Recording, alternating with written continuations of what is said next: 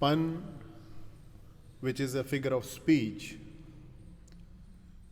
can be defined as a play on words that are either identical in sound or similar in sound but are sharply diverse in meaning. In other words, a pun is a use of word that has more than one meaning, or words that have same sound but different meaning. So when we say something that has two different meaning, it produces laughter. In practice, puns are generally intended to be humorous, but they often have a serious purpose as well in literary works. Puns can also make readers think differently about a subject, particularly if it introduces ambiguity or any changes in the original meaning of the text quoted. Let us understand pun with an example. An ambassador is a gentleman who lies abroad for the good of his country. In this line, there is a pun on the word lies because lies has two meanings. First meaning is to tell a lie, and another is simply to stay there or be there. So the lies word here has two meanings, and when these two meanings are applied, the line creates two meanings and which creates a humor. Let's study another example. The tallest building in town is the library. It has thousands of stories. So here is a pun on the word stories because there is a difference between stories in books and stories which are floors in a building. So if someone hears such sentences or reads such sentences somewhere, it of course produces laughter. Another famous example in literature is observed in the form of a play, a comedy written by Oscar Wilde. Oscar Wilde's comedy, The Importance of Being Earnest, is a very famous example of pun, where the entire play is based on the pun on the word earnest, which is used in the title of this comedy and also the name in certain characters. Oscar Wilde was famous for his love of puns, and he has very frequently, very repeatedly applied puns in his writings. This particular comedy, The Importance of Being Earnest, surrounds several characters, and all the characters pretending to be someone named Ernest. Of course, in pretending to be earnest, they are, of course, not earnest. We can understand pun with some common examples. In English language, there are several uses of thousands of uses of common puns. Like all of the languages have their own puns, and they are used very frequently in day-to-day languages. We hear the use of puns in our regular conversations also. For example, a sentence is, a speech is said by some character, George Carlin in his play. He says, atheism is a non-profit organization. In this case, in this speech, the word non-profit plays on more common meaning of the word, that is non-profit, where non-profit means without a religious founder or any religious leader, while non-profit means without earning money. Both sound alike, and the pun works because both definitions of the homophones are applicable, are valid, are true. So most puns are designed for the ear rather than for the eye, as homophones may or may not be spelled same way. Spellings may be different, but they sound the same. As far as the use of puns in literature is concerned, the classical works of literature are full of puns, and writers across the ages have played with the sounds and meanings of the English language to achieve some interesting effects in their works. We can find puns in literary works starting from the Bible to Shakespeare and even to the modern poetry. However, it is quite challenging to create an effective pun when it comes to writing, when it comes to literature. It is always a challenge. And why it is a challenge, let us discuss now. Firstly, the reader must understand the source material of the pun in order for it to work.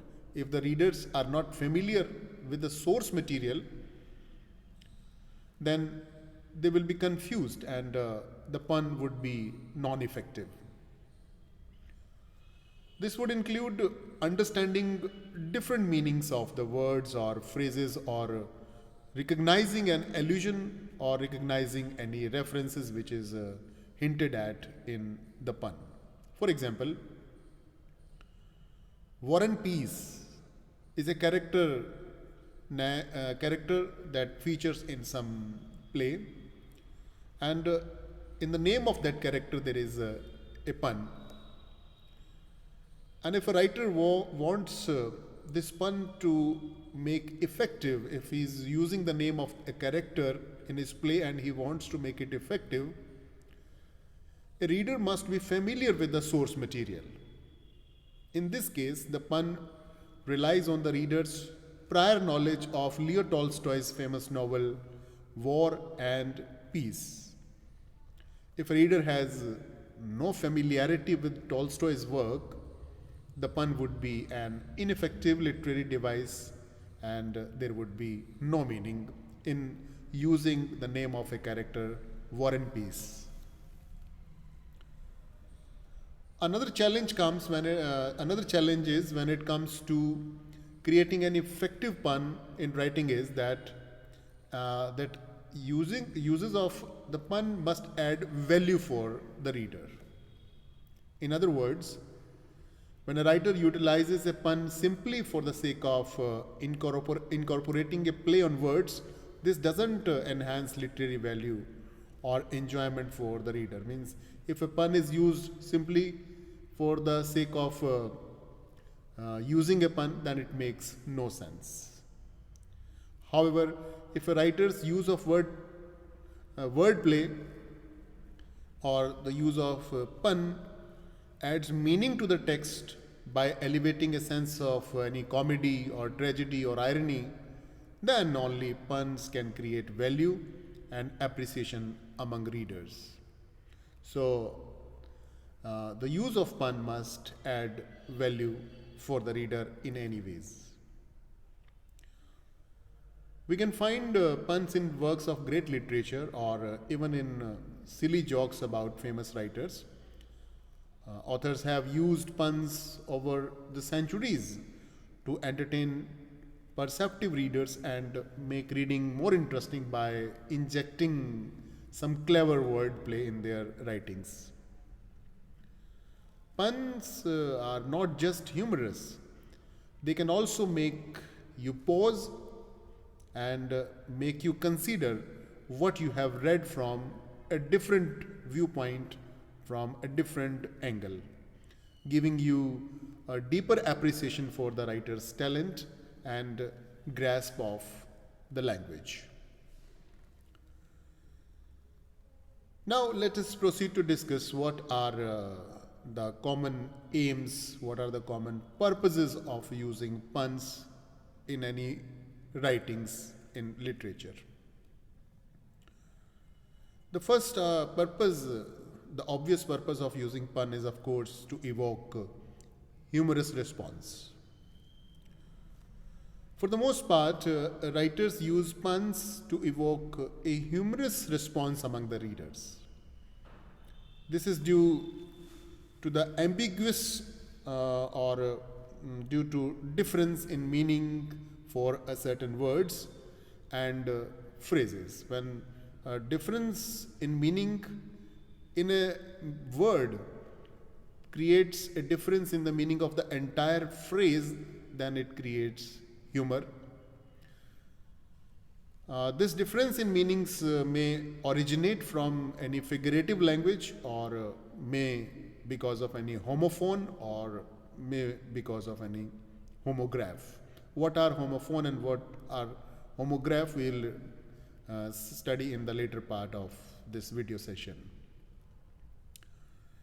The second purpose and aim of using pun is to enhance interpretation. Puns, when used effectively, can enhance interpretation of a literary work. A pun will often cause a reader to think about various meanings, various possible meanings of a word or any phrase. And in turn, this may result in the reader expanding their interpretation of the literary work itself in order to find deeper meaning. So, a pun gives only a hint, and the rest is left to the imagination of the reader itself. So, pun enhances interpretation.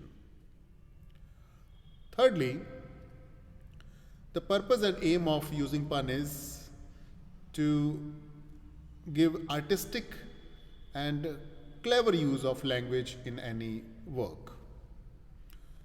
Like all figures of speech, puns represent artistic and clever use of language on the part of the writer. It is the job of the writer to make his language interesting so that readers should enjoy that.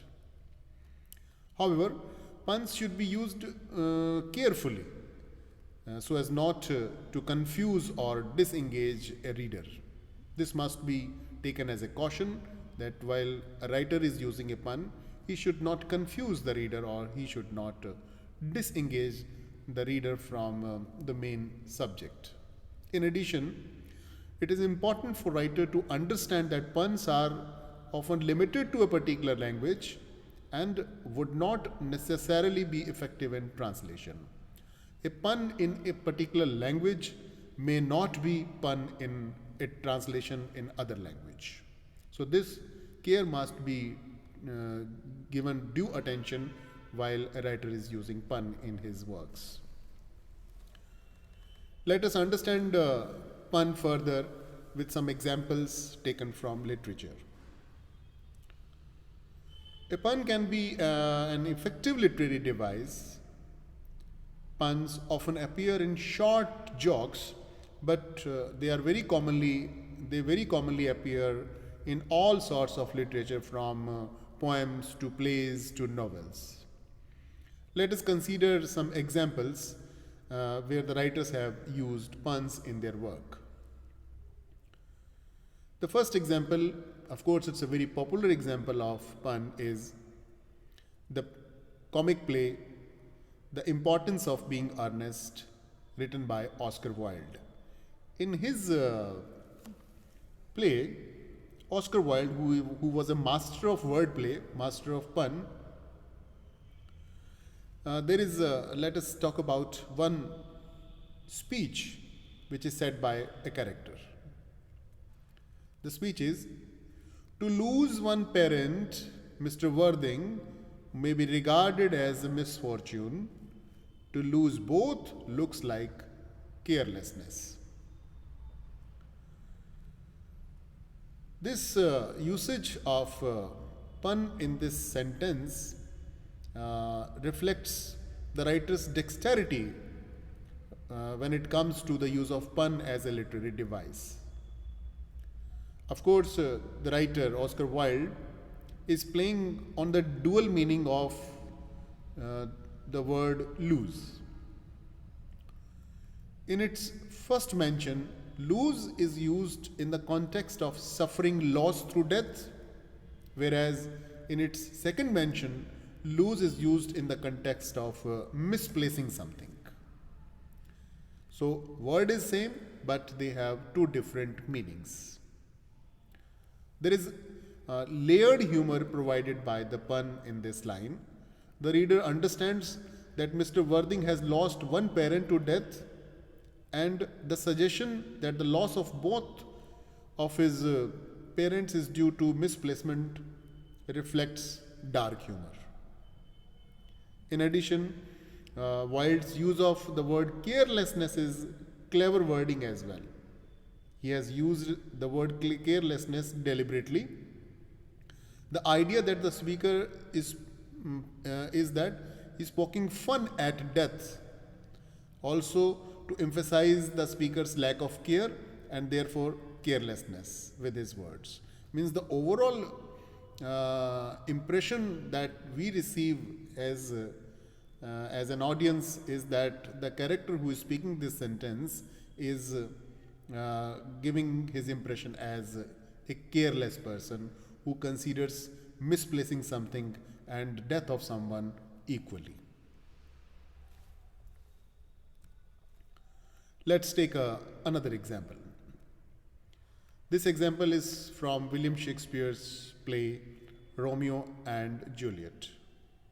And the sentence is, "Ask for me tomorrow, and you shall find me a grave man." William Shakespeare, who is known for his clever use of puns, especially for his comic effects, he utilizes this literary device pun as means of enhancing tragic and ironic circumstances in many cases also, but especially he uses pun for his comic purposes. In this particular line, Romeo's dear friend Mercutio is stabbed by Tybalt, another character in the play.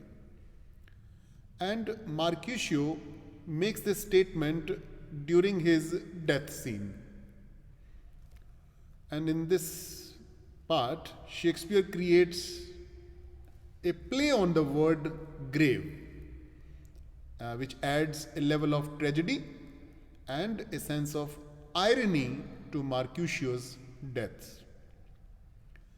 Mercutio's pun here relies on the dual meaning of the word grave.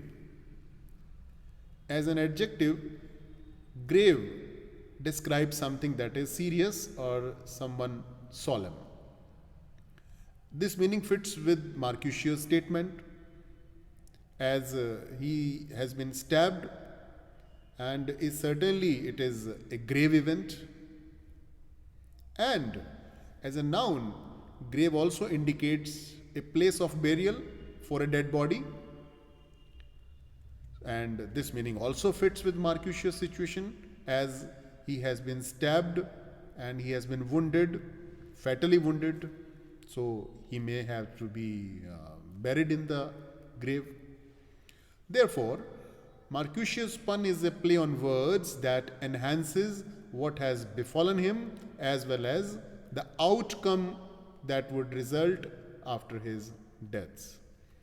So these two writers, William Shakespeare and Oscar Wilde both are very popularly known for their use of pun in their works in literature.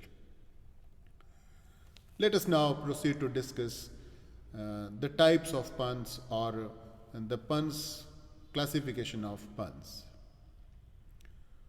There are broadly there are three categories with the addition of another category we'll discuss in this part. The first category or first classification of puns is homophonic pun.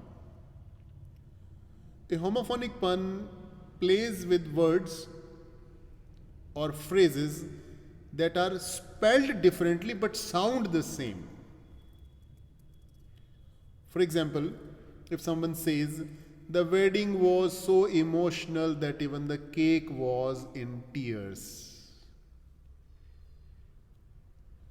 So here there is a pun in the word tears.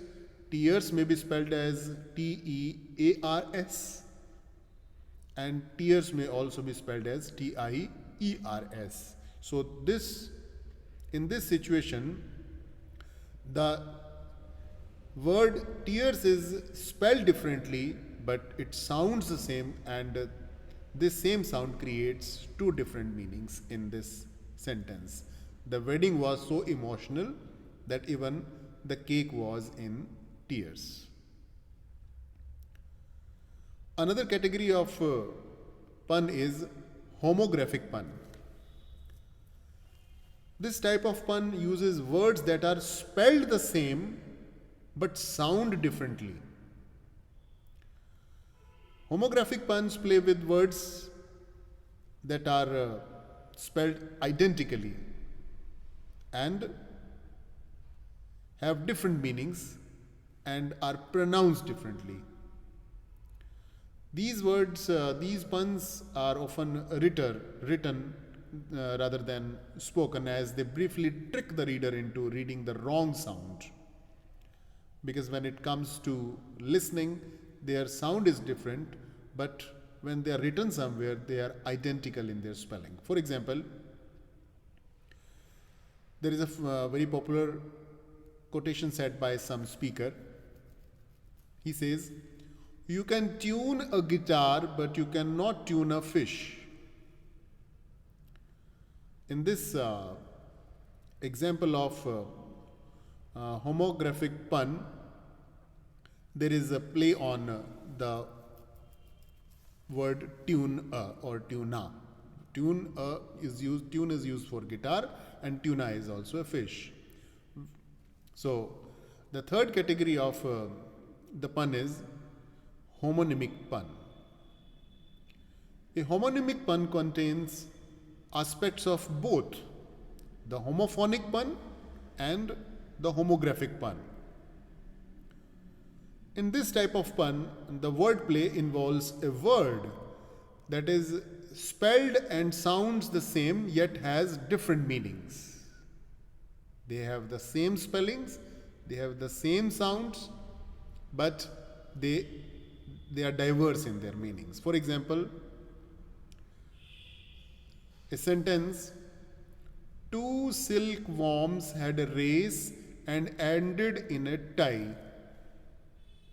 Now the word tie, it is spelled T-I-E, and in the context of this sentence it is applicable. Two silkworms had a race and ended in a tie. A tie can of course either be when neither party wins. When none of the party wins, then we say it is a tie. But in this pun, the word tie also refers to the piece of clothing usually made from silk. There is another category or classification of pun, compound pun. A compound pun includes more than one pun. If here is a famous compound example, use of compound pun in example from an English rhetorician and theologian Richard Wortley. He says, why can a man never starve in a great desert? And the answer is because he can eat the sand which is there. So here the pun is used in a multiple words, a number of words, where the sand which is, and if it is spoken collectively it sounds the sandwich. So a man can never starve in great desert because he can eat the sandwich, and also the sand for which a desert is known. So these are the classifications of puns in literature. At last, conclusively, all we can say that pun, which is a difficult form of figure of speech when it is used in literature, but many writers and poets such as John Dryden, Samuel Johnson have claimed that puns are the lowest form of humor and wit. And those who agree with this sentiment justify it by pointing out that puns are often not genuinely funny, and in many times these pun can be annoying for readers. Additionally, puns frequently happen by accident in our day-to-day life. When we say something, it may happen accidentally when we are speaking, which is why the phrase "no pun intended" has come into existence. No pun intended, when we say something which may confuse the listener and we, as an excuse, say "no pun intended," is said so often. So many people tend to consider puns as unnecessary or frivolous. So this was all about the discussion of pun in our day-to-day writings, in our day-to-day conversation, and the use of pun in literature. Thank you.